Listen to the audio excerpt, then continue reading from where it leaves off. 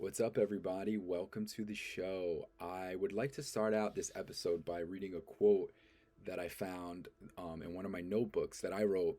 So it's a quote from me that I don't remember writing. And when I read it, I was like, wow, this guy's pretty smart. And that happens a lot with me because I am a writer. So I write so many different things and I fill out 50 notebooks. I have 50 notebooks all over the place in my book bags, all over my apartment, in storage, everywhere. And I fill them out. I forget about them. I grab another notebook. I write some stuff in there. I fill it. Do some things. I throw it away or I put it away. I pick up another notebook. I write some more stuff in it. And I think, and I kind of lie to myself and I say, oh yeah, I'm gonna use this notebook for film reviews. I'll watch a movie and then I'll review a film in there, and then I'll write three film reviews, and then close the book, and then I'll pick up another book and be like, you know what, these are my film ideas, these are my script ideas, and I'll write 10 pages of a script, and then I'll put it down, then I'll pick it back up and be like, you know what, this will be my idea book, and I'll start writing ideas in it. So I have 50 books of the like this, where I just have it's chaotic scatterbrain thoughts, ideas, everything all in these books. So I try to some from time to time pick them up and be like, oh, what was I thinking at this time, or what's in my mind ever. So I picked up one of my books. It was one of my newer. It's one of my newer notebooks, so it kind of is a little bit more organized. And I noticed in this notebook that I kind of put bullet points, and I wrote only things in very neat handwriting. Well, my handwriting, as neat as it can be, only, and like I could tell I looked up how to spell words. Um, Only like really thoughtful ideas that I thought were worth something in this one, which is so funny because kind of my philosophy and even some of the writings in that book are very don't be perfect kind of things in life. Like, just don't be perfect. You're not going to be perfect. Just do a thing and that's it. So that's why probably most of my books are scatterbrained anyway. So if that makes any sense to you, I don't know, but I just wanted to read this quote to you because I've been very fascinated with um, this topic. And I'll just read the quote and then I'll talk about the topic a little bit. So the quote is, do I have an inclination to be contradictory, or is everything a contradiction? This, like everything else, needs more thought and reflection. Or does everything need less thought and reflection? Obviously, being a little tongue in cheek, a little contradictory right there. But that was a real thought. So, what is that? Let me unpack that real quick. Let's unpack. Um, what does that mean? I feel as though I have thoughts and ideas, and then I'll do something or say something that goes against my thought and idea. Like I'll say, "Oh, I think we should all," and I say it on here. I'll say it on here. "Oh, I think we should all be off of our cell phones." And I think that's what's ruining society. And then I'll continue to go on my cell phone for 7 hours doom scrolling. Or I'll say I need to read more books. Like, once again, a little update on my book reading. I haven't picked up my three books that I am continue to read. I haven't picked them up since the last time I recorded this. So I'll say we need to read more books, and I won't read books. So I know certain things and I believe certain things, but I feel like I contradict myself. Or I'll say like, oh, we need to accept everybody and love everybody, and then I'll find myself not accepting people and looking down on people, or maybe hating people in a moment. So I'm playing with this. It's a very interesting thought. Are we? Is there? What is Why are we so contradictory to, in our lives? And I think this question is really I really think about it a lot because I fancy myself a honest person, and I fancy myself a person who stands by what they believe and says how they feel truthfully, and says what they mean truthfully, and does what they say. So when I'm thinking about this, I kind of feel that is almost impossible to completely be without contradicting yourself, living a life without contradicting yourself. And I don't know why. If I'm going to be fully honest about it, how do I not contradict myself as people? How do we not contradict ourselves? Um, and then so that idea, that topic is funny because I think I'm gonna link it to something else right now. Whenever something happens in pop culture and society that now we're all so connected because of the internet, YouTube, social media, all this stuff, we have a we have we have this ability to see celebrities, influencers, everything, all these different current events, everything. We have this ability to see this the stage, the play of life, the movie of life playing out, and in a lot of ways, it seems to be we're all looking at the same stories. We're all looking at the same shows, meaning the world and the current events and the stage, the world stage. Celebrity or famous people or really known events that happened, we're really fascinated by what's going on. And when you're at work and that's what all anybody's talking about, or when you're just go at the grocery store and you just overhear conversations, this was all anybody's talking about is pretty much five things that happened in this last week, few days, whatever. So like when Will Smith slapped Chris Rock, right, at the Oscars, I found myself when that happened, however long ago that was, fascinated by it. And I wasn't, and I'm not fascinated. Once again, contradictory. I'm like, oh, celebrities, like, who cares? This is not us. But I think celebrity, I think these are examples of, these are all of our accepted examples. When we all talk to each other as people, we're seeing that I can't tell you about, oh, my friend Ezekiel, who punched some guy that looked at his wife wrong, because you don't know, you don't have to explain to you, oh, this is my friend Ezekiel, we were at a party, this and that, and this happened, and this guy said this, and then he punched the guy in the face because he disrespected his wife. But we, because you don't know that story. That story I have to explain to you. But we do all know the story. Oh, if somebody comes up to you and says, "Oh, that Will Smith, huh?" And then you automatically both know, oh yeah, we all know what happened because everybody knows what happened about it. So the celebrities or the current events that is all we could see all over social media and the internet and the news, that becomes our focal point, that becomes our example of who we are as people. And so when I realized I was fascinated by this Will Smith thing back in the day, I'm using this as an example, is because not of that because they're famous, but because they're people, and that's a human situation that was happening, and we're people, and now we all see this stuff. So now we all could look at this from a psychological standpoint of being a human being. So what would we do? And that's what everybody was saying.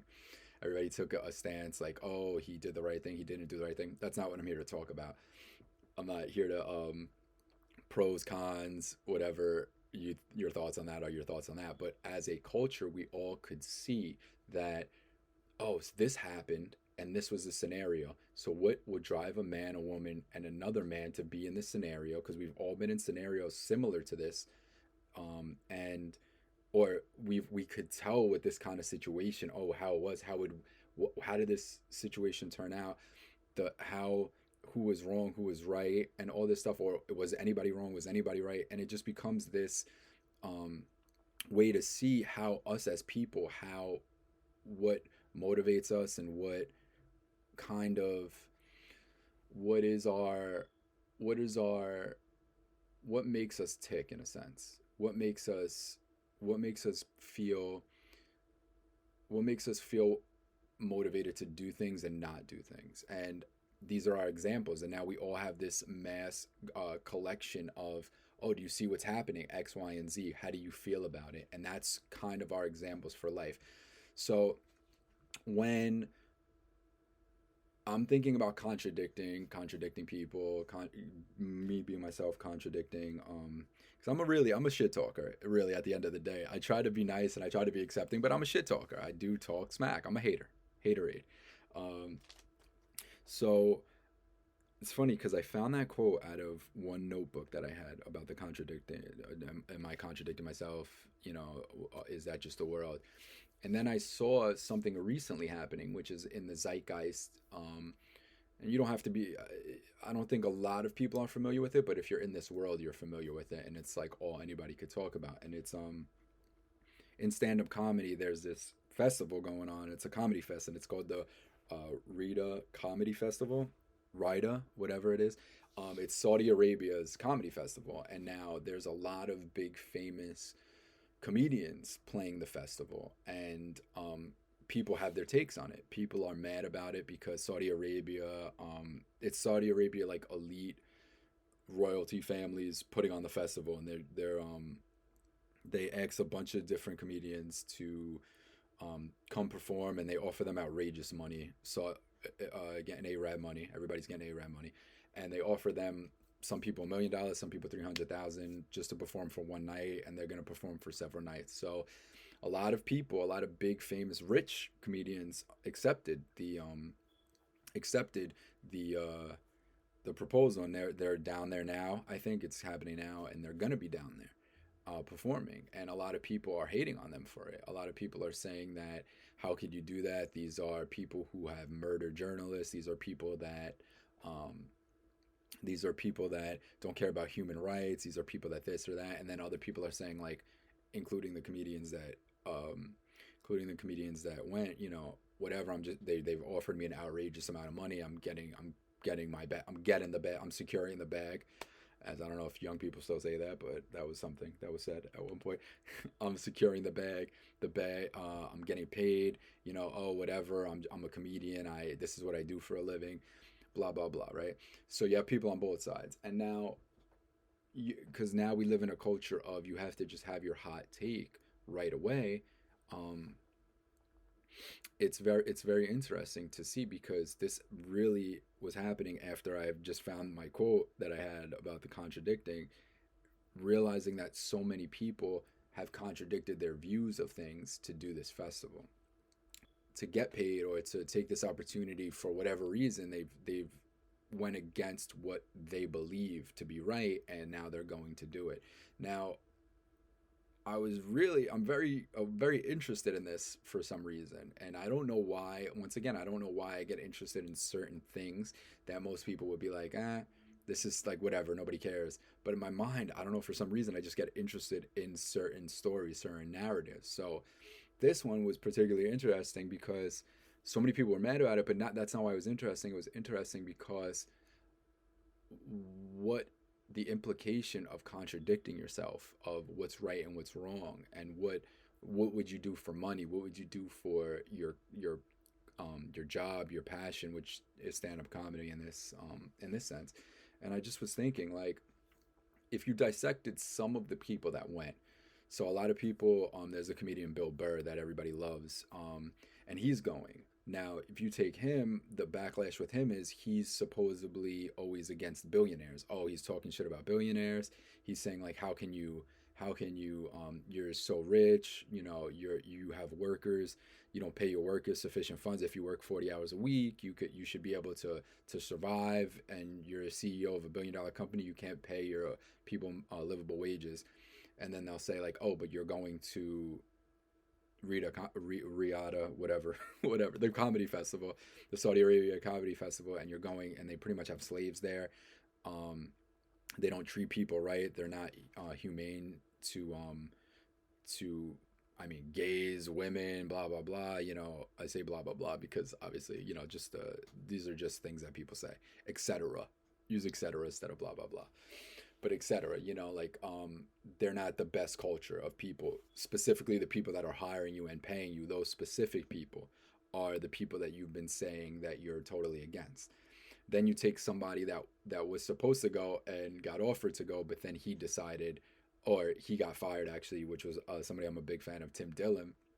He he was on his podcast talking about it, like, yeah, I'm gonna go. He was on other shows saying, yeah, I'm going, of course. I'm getting money, I'm getting paid to go. Not a crazy amount, but hundreds of thousands of dollars, which is a crazy amount, but not millions. But he is making a shit ton of money for one performance, every performance, you know. And he's like, yeah, I'm going, but his temperament is he's going into it, and he talks shit about so many people, and he talks, and he is not contradict. He's also a gay man, which is funny because obviously there are relationships with gays in these Muslim countries, but um, you know, he was going and he didn't care, and he said he's like, you know, I'm gonna go and I'm going to be respect. He said I'll be respectful to your culture. I'm not gonna if you don't want me to talk about certain things, I won't talk about your stuff. But then what happened was he was making fun of them on his podcast, and they reached out and said that, oh, we don't like that. We don't want him to make fun of us on his podcast. So now they were like reaching over to, you know, his podcast in America, which this is him saying this. I'll respect your views and your stuff over there, but in here in my country in America, I'm gonna do whatever I want. So they fired him from that, and but people had less slack on him because he kind of leans into it and he knows what he's doing, and he's not contradicting himself. He's just like, you know, saying like anybody else who, yeah, they're shitty people, whatever. I'm gonna go get paid, do this thing, have this experience, and that's it. So he was, in a sense, he's being who he is, you know. So he's not contradicting himself. So now I guess it became a thing where people, if you talk shit and your morals and ethics don't align with this thing, they're more prone to attack you and more prone to think negatively of your decision to go to this. And if you're 100% about who you are and what you're doing and going there and making a joke of it and fun of it, then they're more accepting of it. They're more accepting of you going there, and they're not gonna, you know, take you down or try to take you down, because probably like Tim Dillon, they're always trying to take him down anyway because he's always saying outrageous things.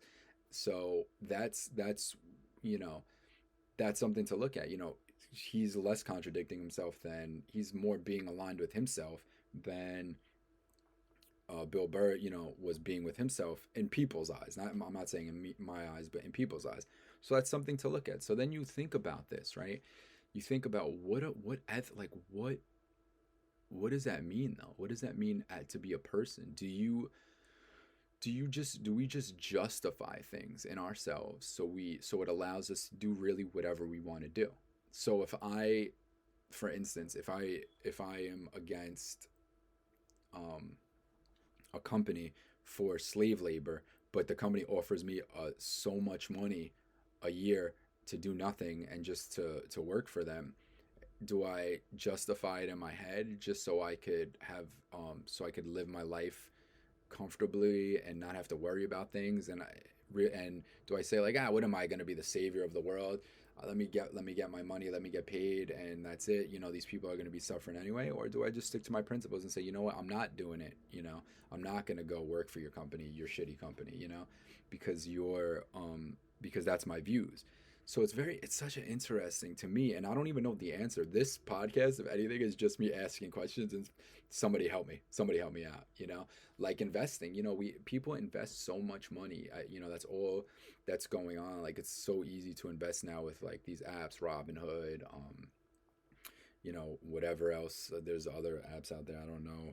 There's a Chinese app I think that does it too. I forget the name of it because I'm not really into it, but you know, there's these. You could be a stockbroker with the technology in your pocket right now, and so many people are doing it. You know, so for me, I always thought like if I put money into stocks that I don't support the company with the company's agenda, what they're trying to do, whether it's like AI or, you know, a social credit score or whatever else it is that I'm not really 100% agreeing with, you know, do I how do I do that just to make money so I could get my money and get out of here and do this and that? Because I would feel like I am negatively impacting the world with my own views, but then reciprocally contradictory or devil's advocate on the other side is, yeah, but you're contributing to this world anyway, and you're contributing to